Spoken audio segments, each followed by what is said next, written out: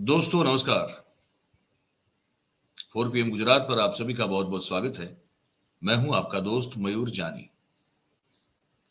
दोस्तों इस वीडियो में, इस कार्यक्रम में हम जो बात करने चाहते हैं, जो बात करना चाहते हैं और बात करने जो जा रहे हैं, वो आप उसके बारे में पहले भी हम शायद 3 या 4 वीडियोस विस्तार पूर्वक बना आपको दिखा चुके हैं।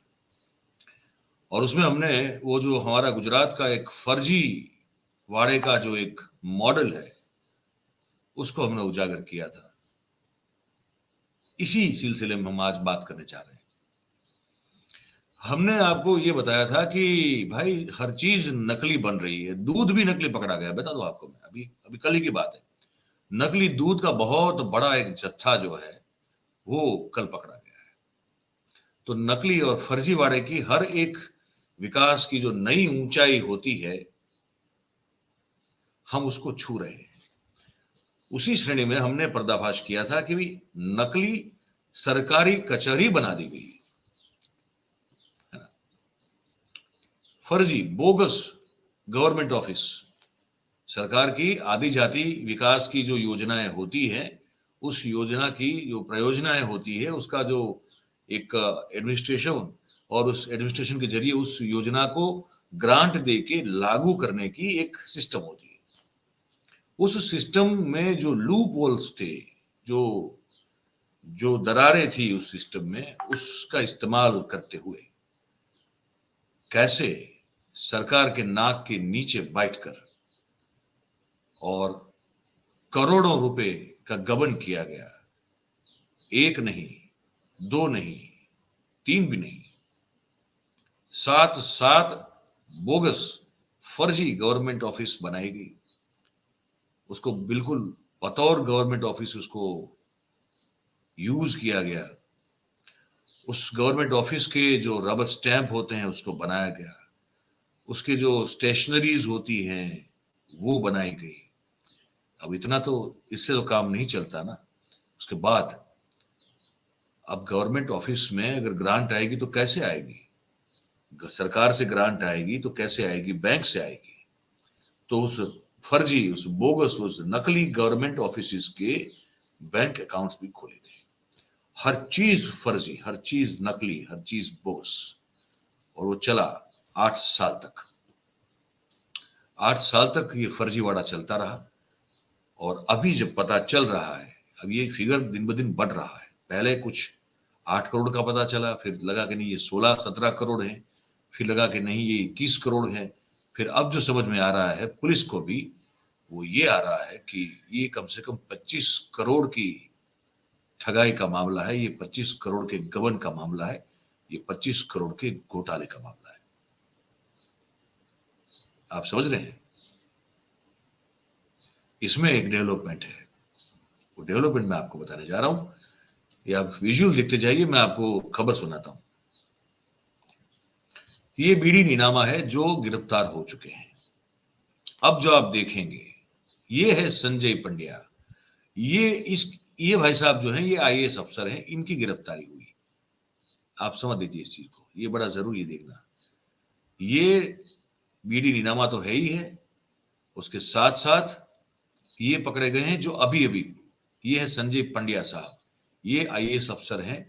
और ये सब लोग भी जो है इसी सिलसिले में पकड़े गए हैं।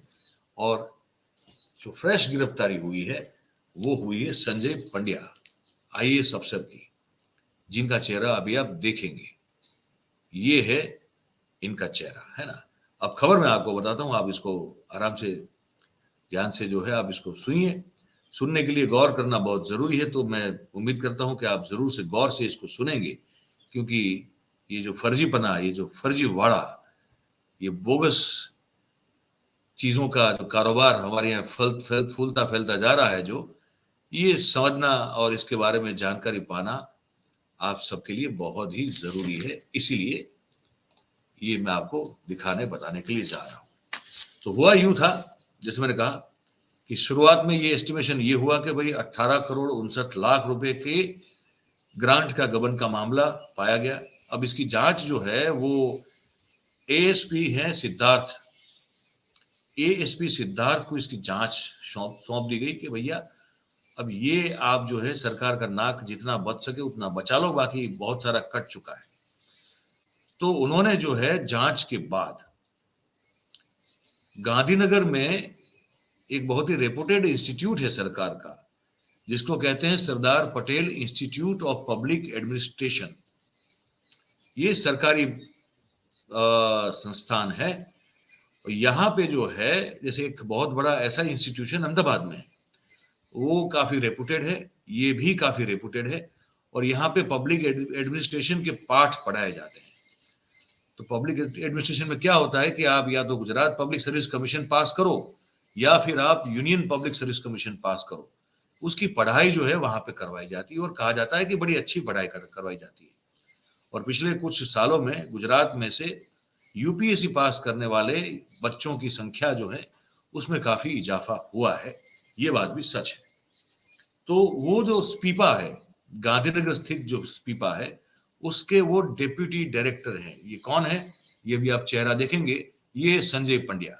ये संजय पंड्या उसके डेप्यूटी डायरेक्टर हैं, जब कि एएसपी सिद्धार्थ की टीम ने उनको कल धर दबोचा, उनकी गिरफ्तारी। अब इनकी गिरफ्तारी क्यों हुई, ये क्या रोल है इनका, ये बताते हैं आपको।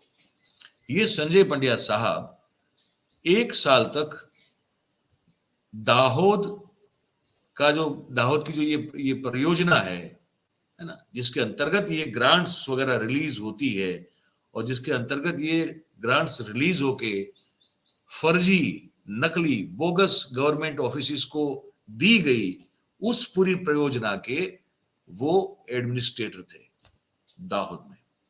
दृश्य आपको दिखाते हैं, आप साथ में बातचीत सुनते जाइए। ये पहले पकड़े गए लोग हैं इस मामले में, जो कि मोहरे थे, ठीक है। असली चेहरे ये बीडी नीनामा और ये संजय पंड्या को बताया जा रहा है। तो ये संजय पंड्या जो है 2005 में गुजरात एडमिनिस्ट्रेटिव सर्विस कैडर के डेप्यूटी कलेक्टर क्लास 1 के अफसर के तौर पे ये पब्लिक सर्विस में जुड़े थे। और वो जो है वो 19 अप्रैल 2022 से लेके 13 मार्च 2023 के दिन तक दाहोद में इस परियोजना के एडमिनिस्ट्रेटर थे और उसी कचहरी में उसके एडमिनिस्ट्रेटर के तौर पर उनको नियुक्त किया गया था, ठीक है। इसीलिए इनका भी रोल बड़ा बनता है। और क्या पाया है पुलिस ने अपनी जांच में, ये भी आपको दिखा दें। पुलिस ने ये पाया कि तत्कालीन परियोजना वहीवटदार मतलब कि एडमिनिस्ट्रेटर संजय पंड्या के द्वारा नकली सरकारी कचहरी घोटाले के मास्टरमाइंड अबू बकर, जिसमें आपको जो ये लाल शर्ट में दिख रहा है वो अबू बकर है। इस दृश्य में देख रहे हैं, लाल शर्ट में दिख रहा है ये नहीं, ये तो ठीक, ये जो आदमी है ये अबू बकर है।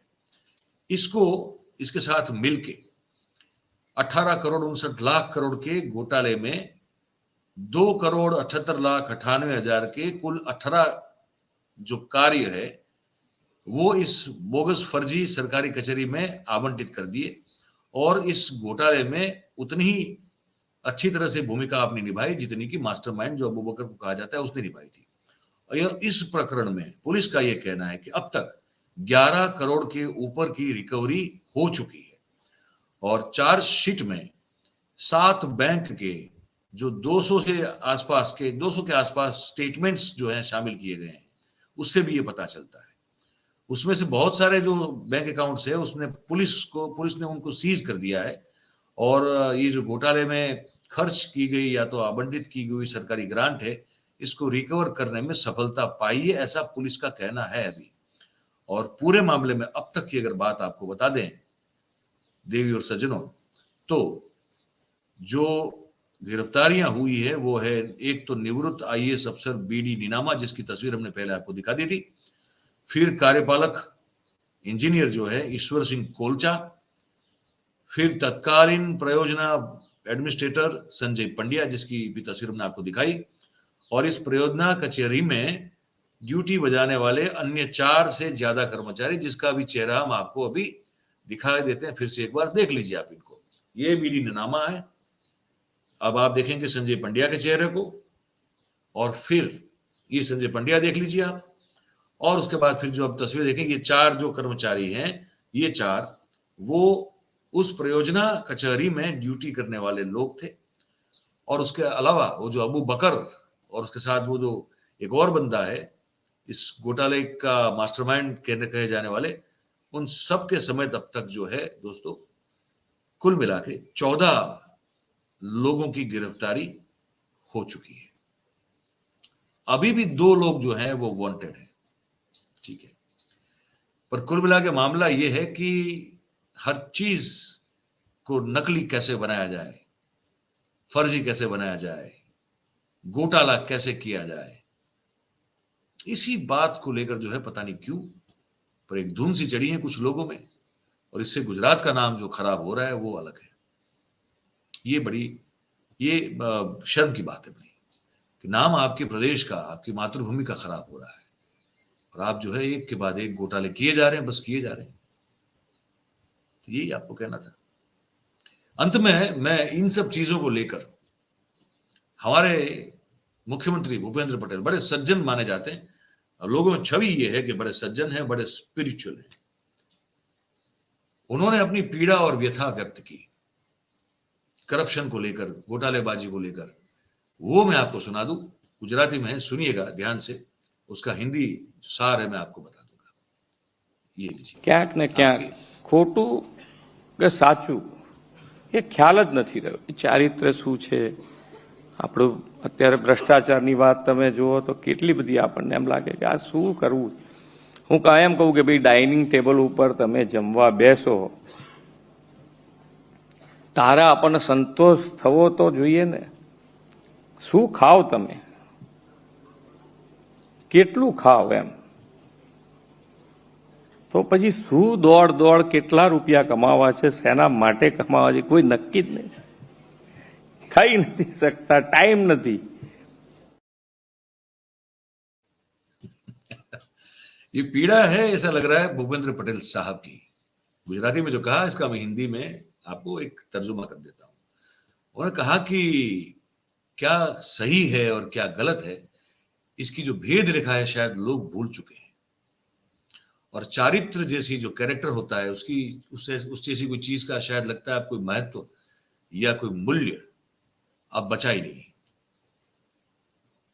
वो आगे कह रहे हैं कि मैं हमेशा कहता हूं कि आप जब खाने के टेबल पे बैठते हैं तो आप कितना खाओगे, कुछ जितना भी भूख होगा हो सकता है उससे ज्यादा थोड़ा खा लो, फिर कहीं तो आपको संतुष्टि होगी। तो कितना खाओगे, वो खाने के लिए कितना चाहिए होता है। और ये लोग जो करप्शन में लिप्त लोग हैं, जो करप्शन में, भ्रष्टाचार में डूबे लोग हैं, मुझे ये समझ नहीं आता, ये मुख्यमंत्री कह रहे हैं कि मैं ये समझ नहीं पा रहा हूं कि कितना खाएंगे। और टेबल पर बैठकर खाने के लिए भी उनके पास वक्त तो होता नहीं है, और लगातार लगे हुए हैं पैसे ऐंठने और पैसे बनाने के लिए, और कोई भी रास्ता उसके लिए अख्तियार कर लेते हैं। ये पीड़ा जो है गुजरात के मुख्यमंत्री ने व्यक्त की है अपने एक भाषण में। हमको लगा कि आपको ये भी सुनाना चाहिए, तो हमने आपको सुना दिया। एक और मांग की है आंगनवाड़ी महिलाओं का, जो आंगनवाड़ी में काम करने वाली महिलाएं हैं, उनका एक धरना प्रदर्शन और सब चल रहा है, और वो बार बार होता रहता है क्योंकि उनकी मांगे कोई सुनता नहीं। इस बार भी हो रहा है। अभी एक महिला है, अब उन्होंने एक बड़ी विचित्र मांग कर दी है। सुनिए, मैं फिर तर्जुमा कर दूंगा, सुनिए इसको। આવવો જોઈએ જેથી સારું કામ થઈ જાય. હવે મારું કહેવું તો એવું છે કે બહેનોને ઘણી બધી કામગીરી હોય છે, અને જ્યારે બાળકનું જ્યારે અંદર જે બીજ રોપાય છે ત્યારથી માંડી અને મૃત્યુ થાય છે, જે 65 વર્ષે કે 80 વર્ષે કે 100 વર્ષે જ્યારે મૃત્યુ થાય છે ત્યાર સુધીનું તમામ કામગીરી આંગણવાડી કાર્યકર કરે છે. તો આંગણવાડી કાર્યકર પાસે સારામાં સારો મોબાઈલ હોવો જોઈએ. જ્યારે ધારાસભ્યોને એ બધા સ્માર્ટફોન વાપરે છે તો એમને ક્યાં એની જરૂરિયાત છે? એમને તો ફક્ત ને ફક્ત ગાડીઓમાં ફરવું છે, એસી વાળી ગાડીઓમાં ફરવું છે, અને એને તો લાખો રૂપિયાના પેન્શન પણ આપવામાં આવે છે. તો એ તો એક સ્વયંસેવક છે, તો એમને શા માટે આવી બધી સુવિધાઓ આપવામાં આવે છે? અને આંગણવાડી કાર્યકરો આટલું બધું કામ કરે છે, તમામ ડિપાર્ટમેન્ટનું કામ કરે છે. તો કાર્યકરોની મોબાઈલ સારા આપવા જોઈએ. જો સરકારને સ્માર્ટ કામ જોતું હોય તો સરકારને સ્માર્ટ ફોન અને સ્માર્ટ કામ માટેની બધી તમામ સુવિધાઓ પૂરી કરવી જોઈએ. કઈ કંપનીનો અંદાજિત સારો ફોન આવે છે અત્યારે? સરકાર આપે ઈ નહીં, સરકારે તો અમને આપી દીધા છે પેનાસોનિકના. ક્યાંય એના પાર્ટ પણ મળતું નથી આખા ગુજરાતમાં. ગોતવા જઈશ તો નથી મળતું. તો અત્યારે એને લેટેસ્ટમાં અમને સ્માર્ટફોન આઈફોન આપવો જોઈએ.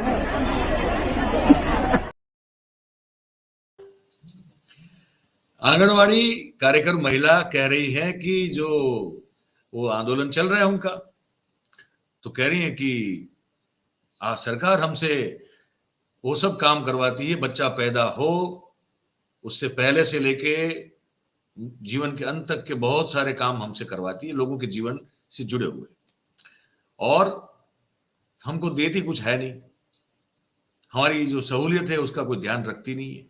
और ये जो चुने हुए जनप्रतिनिधि जो विधायक वगैरह सब लोग हैं, वो तो बोले एसी में बैठते हैं, एसी गाड़ी में घूमते हैं, और वो है तो जनप्रतिनिधि, लेकिन उनके शौक और उनकी जो सहूलियत है वो तो बहुत बड़ी ऐशो आराम वाली होती है।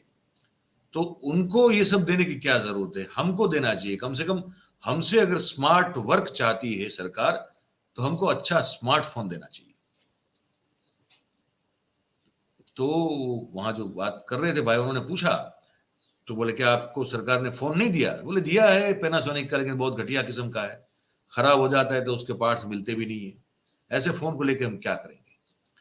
तो वो भाई साहब ने पूछा कि फिर कौन सा फोन मिलना चाहिए? बोले हमको आईफोन मिलना चाहिए। आईफोन दे सरकार तो फिर हम जो है ठीक ठाक काम कर पाएंगे। अब हर कोई को डेटा का इस्तेमाल करना है, क्योंकि डेटा जो है वो आटा से सस्ता है, प्रधानमंत्री खुद बोल चुके हैं। तो ये महिला अपने आंदोलन का मुख्य हेतु भूलकर सरकार से आईफोन की मांग कर रही है। क्या करें? बस यही बताना था आपको इस कार्यक्रम में। आपको क्या लगा? हमने बात की आपको फर्जीवाड़े की, बोगस पना जो हो रहा है, जो नकली चीजें हो रही, उसकी बात की आपने, पूरी देखी। उस पर जो है हमारे मुख्यमंत्री की जो व्यथा, कथा और पीड़ा जो है वो भी हमने आपको सुनाई।